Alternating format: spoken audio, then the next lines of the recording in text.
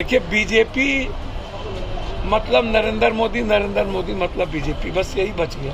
बिहार में कुछ लोग बीजेपी के नेता स्वयंभू नेता बनने लगे कि हम भी नीतीश कुमार को भी खंजर भोंकने की तैयारी करते हैं।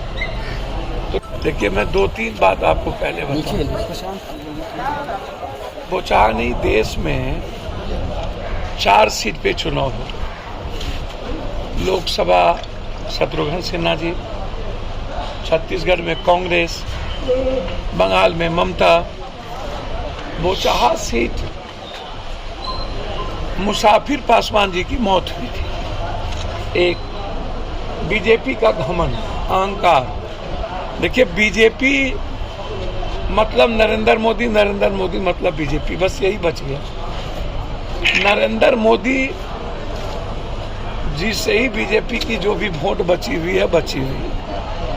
बिहार में कुछ लोग बीजेपी के नेता स्वयंभू नेता बनने लगे कि हम भी नरेंद्र मोदी हो गए। घमंड। आप अपने एलाइज को पीठ में चूड़ा भोंकते हो। पहले आपको समझना चाहिए कि आपने जिस तरीके से सैनी को आपने हटाया, फिर मांझी को आप डिस्टर्ब कर रहे, और दूसरी तरफ आप नीतीश कुमार को भी खंजर भोंकने की तैयारी करते हैं।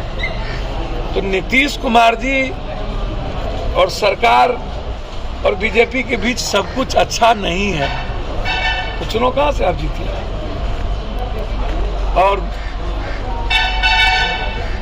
आरजेडी की जीत नहीं है, ये जीत सहानुभूति की जीत। ये जीत आपने जो समाज के अन्य वर्गों को दिल दुखाया, निषादों को दिल दुखाया, दलितों का दिल दुखाया, रमे राम जी को आपने दिल दुखाया, आप भूमिहार समाज को आपने दिल दुखाया।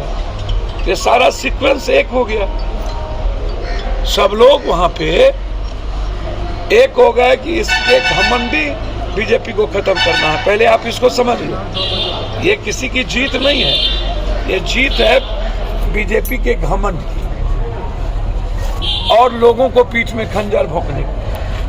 दूसरी बात, एक आज बहुत क्लियर समझिए, जहां पर ईवीएम प्रभावित नहीं है, बाय इलेक्शन में ईवीएम प्रभावित नहीं होता, वहां बीजेपी चुनाव नहीं जीतती।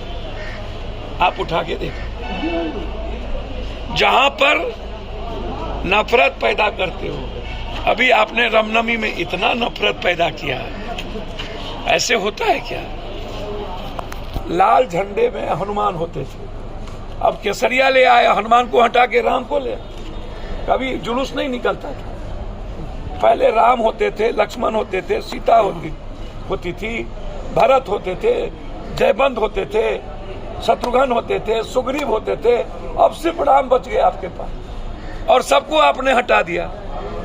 आप लगातार नफरत के आधार पर देश को बांटते हो, तो आपको जनता तो सिखाएगी सर। आपको बंगाल में सिखा दी, दोनों सीट पर, छत्तीसगढ़ में सिखाया। इसीलिए मैं बहुत विनम्रता के साथ आग्रह करूंगा,